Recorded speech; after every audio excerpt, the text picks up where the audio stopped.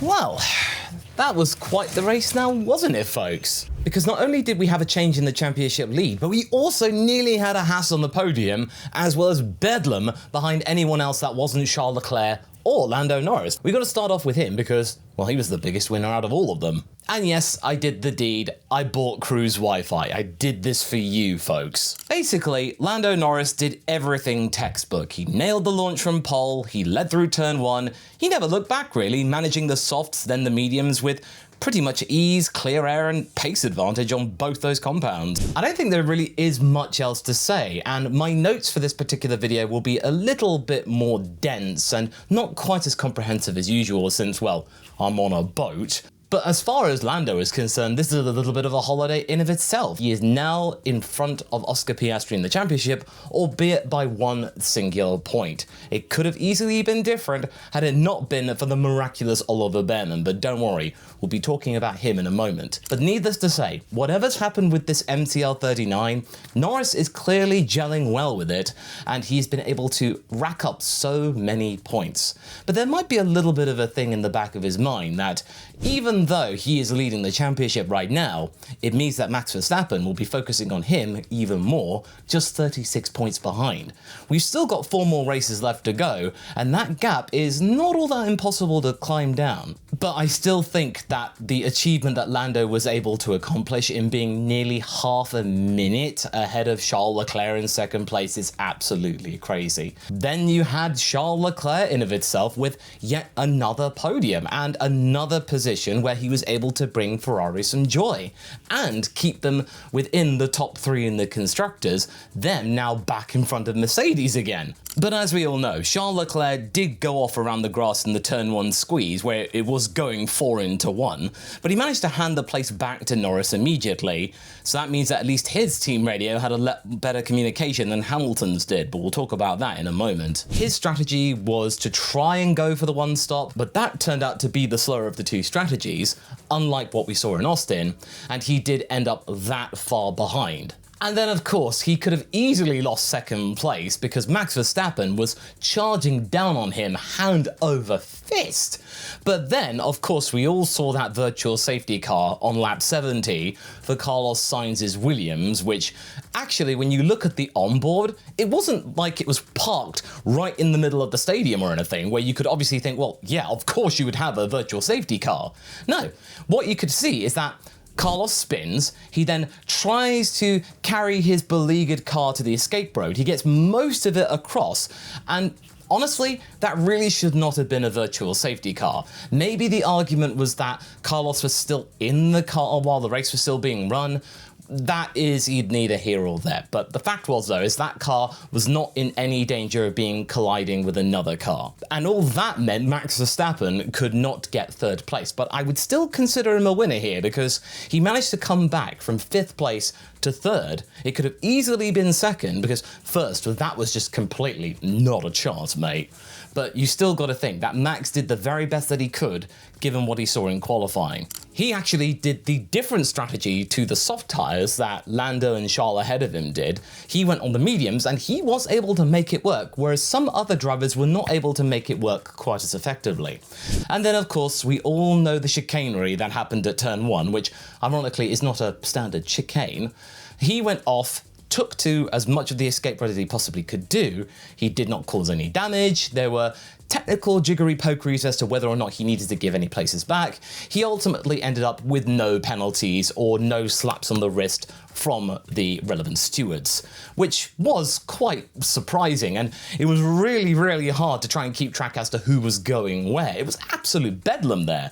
I think he took inspiration from what Checo was trying to do by going wide on the outside and then scooping places other ways, and that was very reflective when I saw it.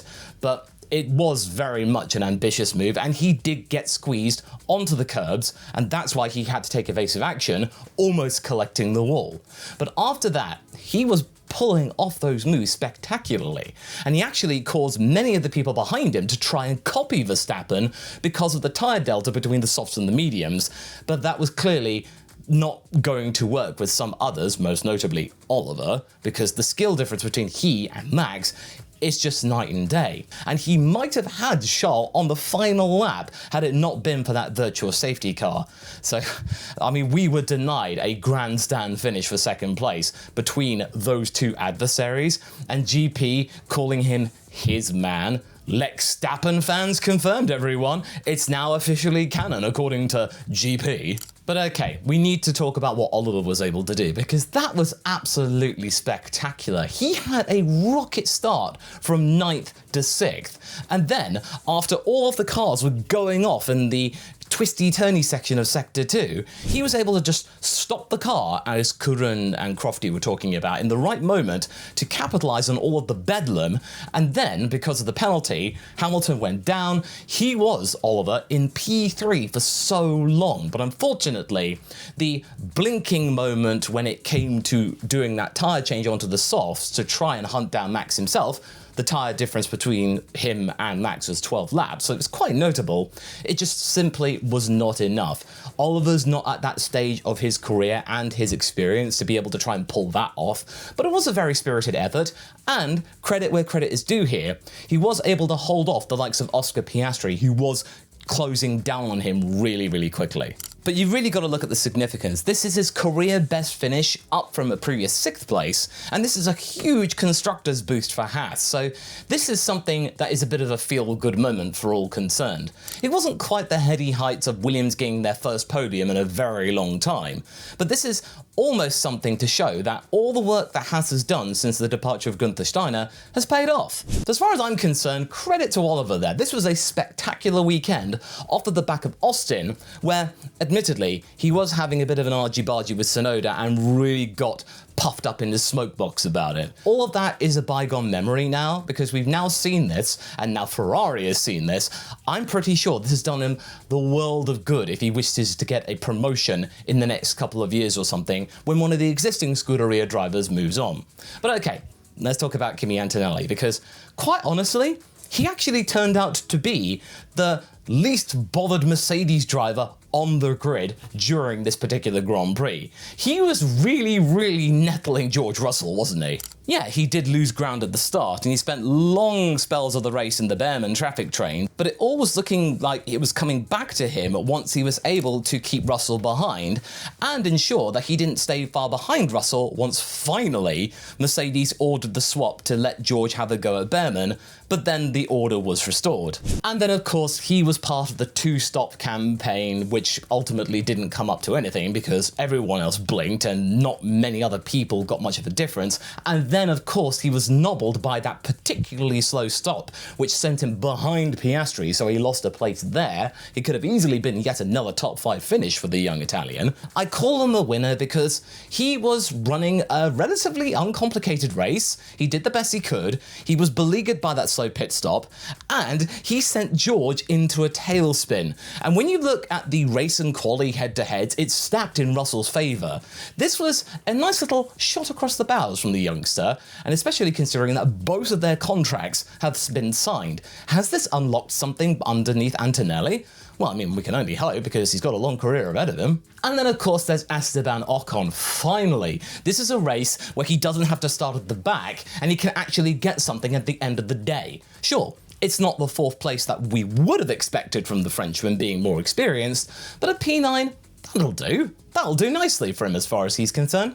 And those 2 extra points were enough to get them ahead of Sauber, and now the difference between 9th and 6th is crazy in the constructors. Haas could actually get 6th here if they keep this up, and that what Haas has been able to do has been proving that with these upgrades they do work. But what Komatsu has been saying is that they just needed to work on the execution, how to actually go racing, and I would say that they pretty much nailed that to their flag at this probably one of their most prosperous races in quite a long time. And I think all of that experience of him being within traffic helped him learn how to manage tyres a little bit better, which meant that whatever strategy he was on, it was able to pull off with the ultimate dividend that he was seeking, that he wouldn't just drop down the order and he would come away with some points. All in all, this is the points that he needed after a very long time of not scoring anything. And a double points finish for this team is something that we can all be happy about, because it makes the midfield battle in the constructors that little bit spicier. And then of course we gotta talk about my boy. After all that, with Nico Hülkenberg having to retire due to, I think, an electrical problem, Gabi was able to salvage a medium then soft plan, which paid off from his P16. Going up from 16th to 10th? That is a really, really good effort there. He was also able to stretch that first stint that little bit longer, which meant that he could then have the tyres at the end to be able to hold off many, many different competitors. And we also got to have a nice little treat from anyone who was watching F2 last year, of Bortoleto and Hadjar hunting down that final point. To the Brazilian, that is a really good boost going into Interlagos in a couple of weeks' time. His home race, everyone's really excited there to see him, as well as the influence from Franco Colapinto. Two South American drivers, fantastic for the region. And I think this is a nice little win for the pit crew and the strategists, that this was a moment where Sauber really pulled it off. They were able to get something from losing one car very early on. But now we've got to get on to the mess section. And we're going to start this off with Lewis Hamilton. Now, I'm not calling Lewis meh by any means here. That Ferrari had the pace to be able to hunt for the podium.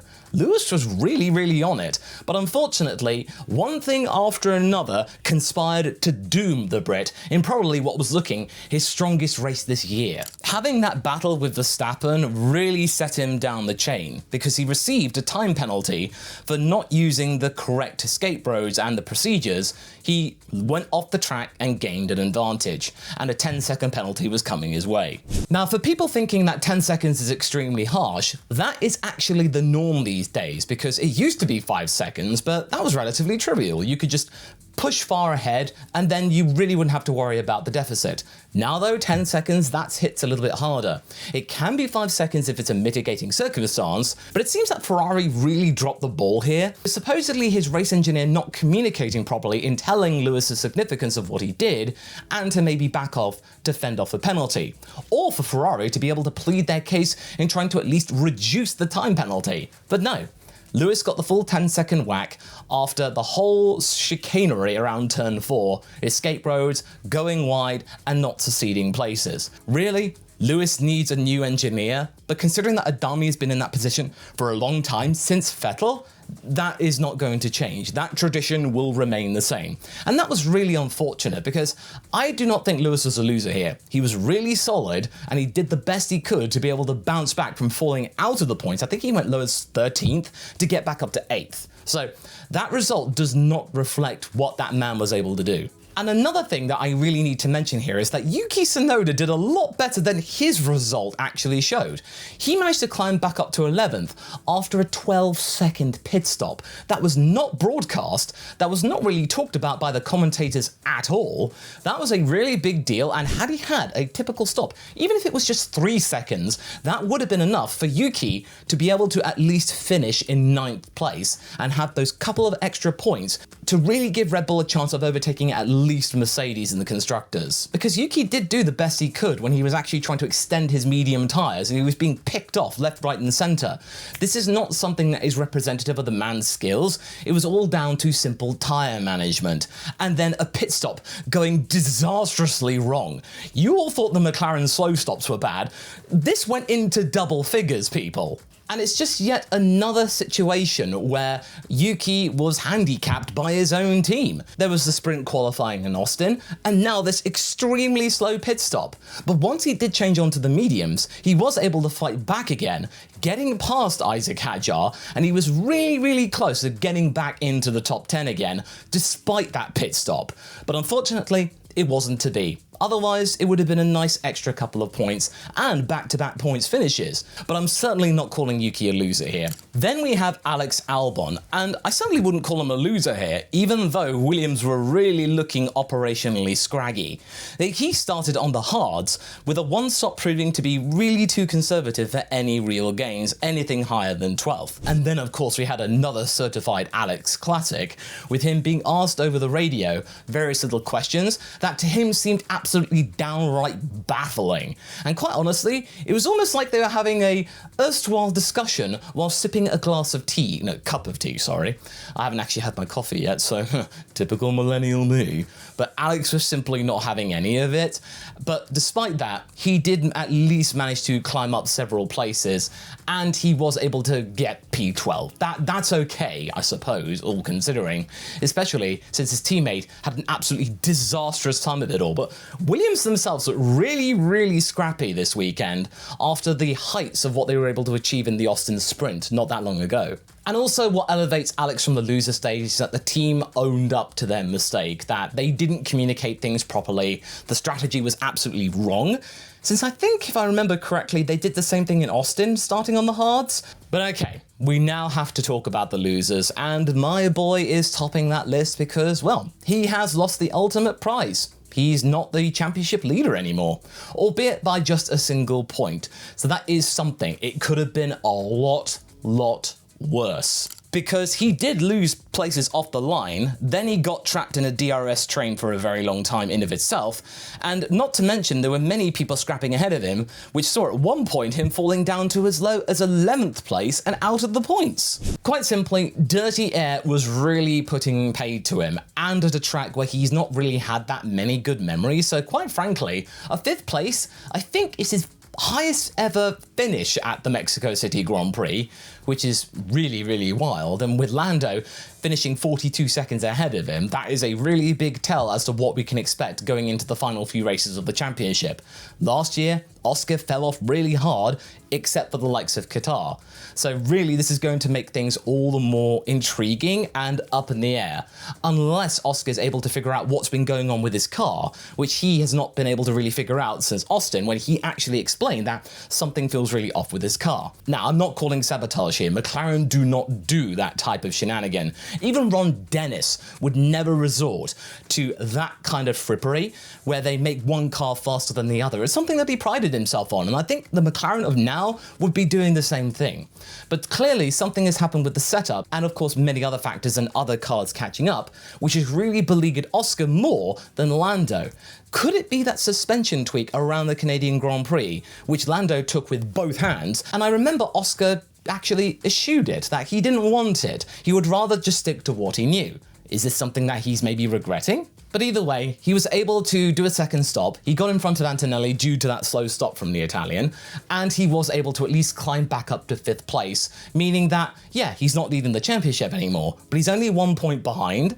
But then Max Verstappen is 35 points behind him. He did lose a lot of pointage to the Dutchman, so we've got to remember that. It is definitely a 3-horse race here. And then George Russell. We all thought that Fernando Alonso would be providing the quips for the rest of the season. Oh my goodness, George was absolutely on fire with his radio communications, and justifiably so, because every single time George was pleading his case, you just got a one-liner from his radio crew, just going like, no, thank you.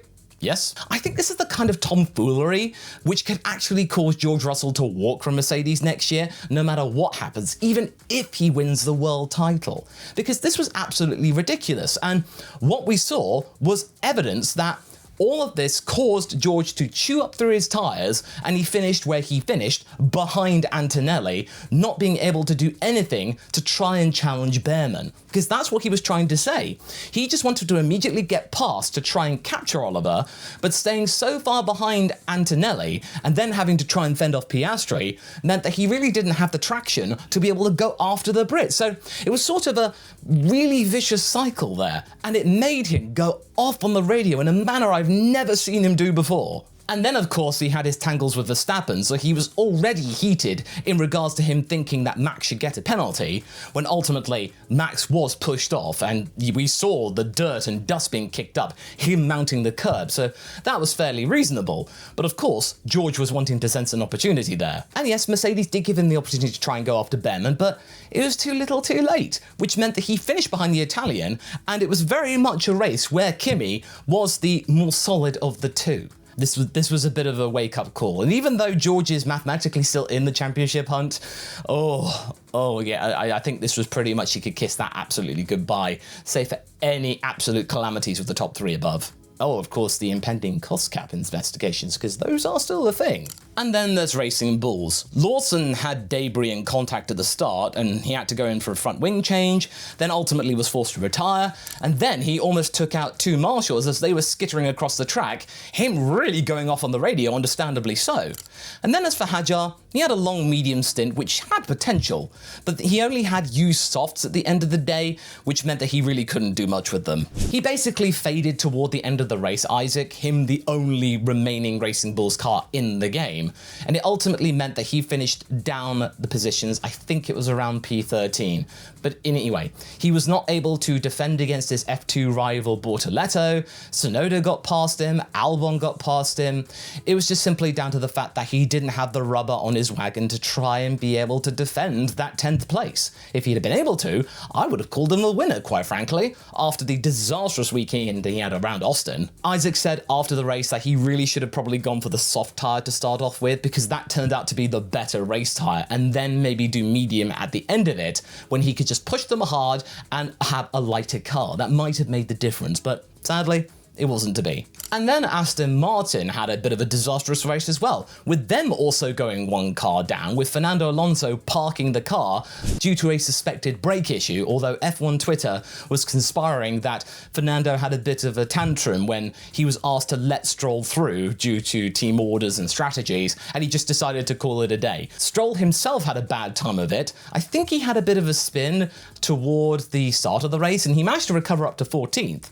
But either way, it wasn't really much cop for Aston Martin, who really didn't look all that competitive anyway. And I remember the commentator saying that this was Fernando's third retirement in a row, even when Aston Martin were more competitive than they are now. This could be very important if they do end up being in the Constructors' hunt next year, if this turns out to be an historic weakness, which then carries on. And then Carlos Sainz. This was another scrappy race after what he was able to do in the Austin Sprint, and then that falling apart due to his tangle with Antonelli. He then had damage at turn 1 with Stroll, which then actually proved to be even more costly. Supposedly, all that banging around killed all of his tyre sensors, which meant that then affected the pit limiter, which caused him to judder, but the FIA were not sympathetic and handed out, I think, 2 penalties, a 5-second and then a drive-through penalty for exceeding the pit lane speed limit when it wasn't working properly. Clearly, what James Vowles was able to tell the stewards did not sit well with them whatsoever, which was a really, really unfortunate situation. And then it was all capped off with him spinning, clamping the car into the wall, and then causing that virtual safety car. It was just a really horrid weekend for Williams, and Alex did the best he could to try and get P12. Carlos crashed out.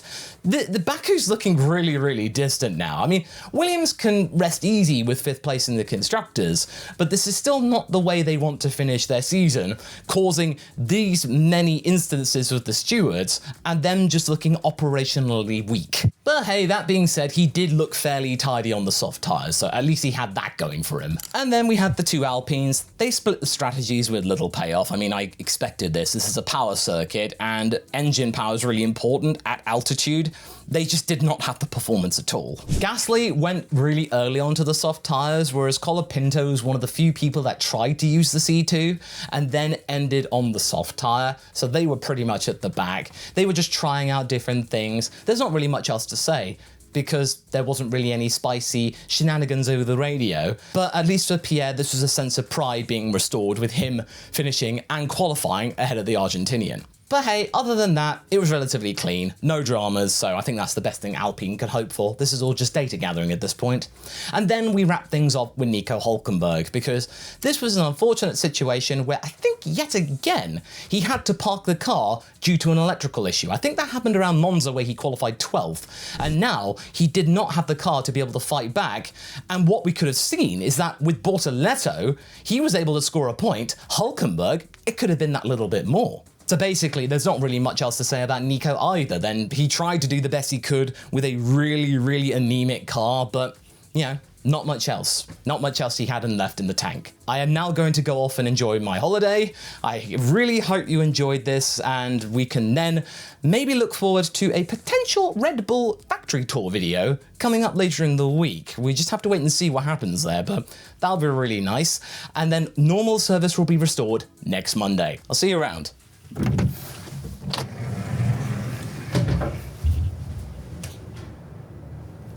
Oh, there wasn't really anywhere else to go. Spain.